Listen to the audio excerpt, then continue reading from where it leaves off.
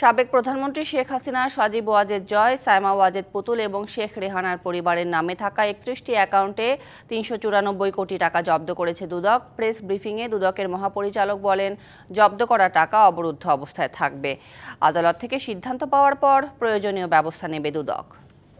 জনাব শেখ হাসিনা, সাবেক প্রধানমন্ত্রী, গণপ্রজাতন্ত্রী বাংলাদেশ সরকার, তার ছেলে জনাব সজীব আহমেদ জয়, তার মেয়ে সায়মা ওয়াজেদ, তার ছোট বোন জনাব রেহানা সিদ্দিক এবং তাদের স্বার্থ সংশ্লিষ্ট ৩১টি ব্যাংক